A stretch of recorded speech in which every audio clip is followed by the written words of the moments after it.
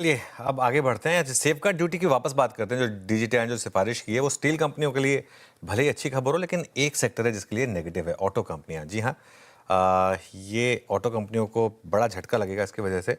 पूरी खबर समझते हैं लक्ष्मण रॉय के साथ। लक्ष्मण जी, गुड मॉर्निंग, बताइए। जी दरअसल ये जो सेफगार्ड ड्यूटी लगाई जाती है ना, तो उस ड्यूटी के लगाने के बाद मैंने पूरे नोटिफिकेशन को पढ़ा तो मैंने देखा 3 कंपनियां ऑटो सेक्टर की खासतौर से जिनके लिए ये बहुत अच्छी खबर नहीं है, इनको एक झटका लगा है। उनमें से एक है टाटा मोटर्स, दूसरा मारुति सुजुकी, तीसरा अशोक लेलैंड। क्योंकि जब सेफगार्ड ड्यूटी लगाने की प्रक्रिया चल रही थी तो उस वक्त इन तीनों कंपनियों ने डीजीटीआर से मांग की थी कि हम जिस प्रोडक्ट का इस्तेमाल करते हैं उस प्रोडक्ट पर सेफगार्ड ड्यूटी ना लगाई जाए, क्योंकि हम उसको इंपोर्ट करते हैं। इसमें टाटा मोटर्स ने ऐसे 6 तरह के प्रोडक्ट को डीजीटीआर के पास भेजा था कि ये हमारा 6 प्रोडक्ट है, इस पर ड्यूटी मत लगाइए। मारुति सुजुकी ने तो 22 तरह के स्टील प्रोडक्ट की लिस्ट सौंपी थी और अशोक लेलैंड ने 4 लिस्ट सौंपी थी। लेकिन डीजीटीआर ने जब इस लिस्ट की समीक्षा की तो पाया कि इसमें बहुत ज्यादा दम नहीं है। दरअसल दलील ये दी गई थी कि हम इसमें से अधिकांश प्रोडक्ट को इंपोर्ट करते हैं, सेफगार्ड ड्यूटी लग जाएगी तो इंपोर्ट महंगा हो जाएगा, हमारा कॉस्ट ऑफ प्रोडक्शन बढ़ जाएगा। दूसरी दलील ये थी घरेलू इंडस्ट्री इन सारे प्रोडक्ट को उतने बड़े पैमाने पर उत्पादन करने की क्षमता नहीं रखती है, इसलिए ड्यूटी से बाहर रखा जाए। लेकिन चूंकि डीजीटीआर ने इन सारे दलीलों को खारिज कर दिया और अब जाके ड्यूटी लग गई है, तो मुझे लगता है कि इन कंपनियों के लिए थोड़ी सी कह सकते हैं कि उनका कॉस्ट ऑफ प्रोडक्शन बढ़ सकता है। बिल्कुल, चलिए, तो ये कॉस्ट ऑफ प्रोडक्शन यहाँ बढ़ेगा तो ये ऑटोज़ के लिए नेगेटिव होगा। हालांकि स्टॉक्स में रिकवरी आ रही है अब लोअर लेवल से, लेकिन मार्केट का मूड माहौल अच्छा है काफ़ी इस समय।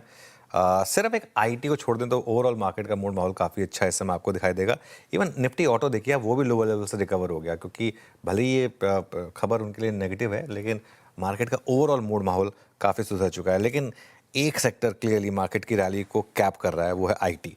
अब आईटी का प्रेशर कुछ ज़्यादा ही बढ़ रहा है। निफ्टी आईटी अब करीब करीब 1.5% नीचे, थोड़ी रिकवरी आ रही है लोअर लेवल से 35,800 से। बस अब ये गिरना बंद कर दे, और कुछ नहीं चाहिए हमें, ये गिरना बंद कर दे बस, उतना काफ़ी होगा। खैर एनीवे, थोड़ा सा अब आगे बढ़ते हैं और कुछ और स्टॉक्स को एड्रेस करते हैं। टाटा स्टील में और जेएसडब्ल्यू स्टील में अब लोअर लेवल से वापस बाइंग आ रही है। तो लग रहा है कि जो प्रॉफिट बुकिंग हुई सुबह की, उसके बाद अब यहाँ पर थोड़ा सा एक वापस मोमेंटम आना शुरू हुआ है शायद। एक और स्टॉक डिस्कस करते हैं, भारती एयरटेल। सुबह इसकी जो न्यूज़ आई थी वो इंपॉर्टेंट थी कि अब कोर टेलीकॉम ऑपरेशन पर फोकस करेगी कंपनी। भारती एयरटेल पर अब इस समय क्या व्यू बन रहा है? धर्मेश जी, आपका क्या व्यू है फंडामेंटली भारती पर? चलिए सचिन से व्यू लेते हैं भारती पर। सचिन, भारती पर क्या व्यू होगा इस समय टेक्निकली? अनुज जी, टेक्निकली मैं थोड़ा सा यहाँ पर कॉशियस हूँ। इनफैक्ट जिस तरीके से डेटा अभी भी प्लेस्ड है 1700-1600, ये जो जोन है वो काफी क्रिटिकल होगा स्टॉक के लिए। पिछले कुछ महीनों में हमने देखा है कि यहाँ पर थोड़ा सा एक डिस्ट्रीब्यूशन का डेटा रहा है, एंड कहीं जाकर जो एक अपटिक मिली थी 1700 के आसपास, वो भी सस्टेन नहीं हुई थी, वहां से सेलिंग प्रेशर बढ़ा था। तो आई थिंक 1600 का लेवल काफी इंपॉर्टेंट होगा लॉन्ग टर्म स्ट्रक्चर के लिहाज से। अगर ये लेवल ब्रेक हो जाता है तो थोड़ी सी और वीकनेस यहाँ पर नजर आ सकती है। तो फिलहाल अगर किसी की एग्जिस्टिंग लॉन्ग पोजीशन है तो मुझे लग रहा है 1620 का उनको स्टॉप लॉस स्ट्रिक्टली मेंटेन करना चाहिए ऑन क्लोजिंग बेसिस। अगर ये लेवल टूट जाता है तो काफी दिक्कतें हो सकती है। ओके, भारतीय एयरटेल पे ये सचिन जी का व्यू। अच्छा, स्टॉक्स लेके आइए और कुछ। मैक्स हेल्थ केयर लेके आइए, 1052 पे क्या मूव दिया इस स्टॉक ने आज।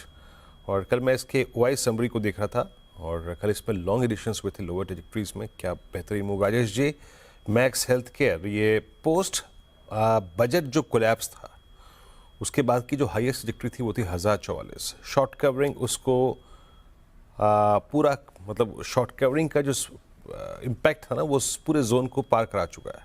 अभी आपका टेक मैक्स पे 3% ऊपर। वीरेंद्र जी, मैं फ्रैंकली मैक्स हेल्थ को ही देख रहा था। बहुत बढ़िया ब्रेकआउट मिला है 15 मिनट कैंडल्स पे, आवर्ली कैंडल्स पे एंड इवन डेली चार्ट पे। ये अपने क्लस्टर को तोड़ के ऊपर आया, और ये जो क्लस्टर था इसका अपर साइड का रेजिस्टेंस था करीबन 1035 1040। सो देखिए, हमारा स्टॉप लॉस जो है, अकॉर्डिंग टू दैट हमारा स्टॉप लॉस 1025 का होना चाहिए और लॉन्ग साइड का ट्रेड होगा। मेरे हिसाब से आज का स्विंग इसका आएगा करीबन 1080 से लेके 1100। तो यहाँ पे क्लीन ब्रेकआउट कैंडिडेट है max health. Short covering definitely है आज इसमें। मैक्स हेल्थ ये है आपके लिए clean short covering candidate. Market की थोड़ी सी दिक्कत बढ़ रही है, लेकिन देखिए आज क्या हो रहा है, आज काउंटर बैलेंस हो रहा है। एक तरफ आपका बैंक निफ्टी है, एक तरफ आपका निफ्टी आईटी है। बैंक निफ्टी का वेट बहुत ज़्यादा है, बैंक निफ्टी 0.2% ऊपर है। दूसरी तरफ आपका निफ्टी आईटी है, उसका वेट भले ही कम हो लेकिन वो गिरा ज़्यादा है, वो गिरा है करीब करीब 0.25%। तो इस वजह से निफ्टी काउंटर बैलेंस हो रहा है, सिर्फ 16-17 पॉइंट नीचे है निफ्टी। लेकिन असली मज़ा आज है मिड कैप और स्मॉल कैप में। एक बार मिड कैप और स्मॉल कैप इंडेक्स देखते हैं, और ये देखिए मिड कैप इंडेक्स अब 50,000 की तरफ बढ़ता हुआ, इनफैक्ट इंटरडे 50,000 क्रॉस कर चुका है, और स्मॉल कैप इंडेक्स ये भी करीब करीब 1% ऊपर, और इस वजह से एडवांस डिक्लाइन काफ़ी शानदार। और अगर आप टॉप ट्रेडेड स्टॉक्स की लिस्ट देखेंगे, पहले 17 स्टॉक्स सारे के सारे ग्रीन में आपको दिखाई देंगे। इसमें लीड कर रहा है ऑब्वियसली वोडाफोन आइडिया 4% ऊपर in terms of top trades, sell करीब करीब 4% ऊपर, येस बैंक 2% ऊपर, जोमैटो, एक बार जोमैटो देखते हैं जरा, जोमैटो की एक बार बात हो जाए जरा। आशीष जी, जोमैटो 224 पर, 200 डे मूविंग एवरेज का प्लेस है 244 पर, अपने हाई से स्टॉक गिरा है करीब करीब 26%। कोई ट्रेड बनती है यहाँ पर? जी देखिए मोमेंटम बहुत स्ट्रांग बना। कल भी हमने देखा कि बहुत एक 7% का मूव था और आज वापस फॉलो थ्रू बाइंग इसमें देखने मिल रही है और 20 डेमा के ऊपर रीगेन करता हुआ देखने मिल रहा है। तो मोमेंटम सिर्फ चेज कर सकते हैं यहाँ पर। जो स्टॉप लॉस मेंटेन करना, वो आज के डे लो का एसएल मेंटेन करें 217 रुपए के करीब का, क्योंकि वॉल्यूम के साथ कल मूव था। हमें लग रहा है जिस हिसाब का मूव बना अभी इसमें 232 का फर्स्ट टारगेट एंड 237 तक के सेकंड टारगेट के लिए खरीदारी की जा सकती है, लेकिन 217 का एक स्ट्रिक्ट स्टॉप लॉस जरूर मेंटेन करें।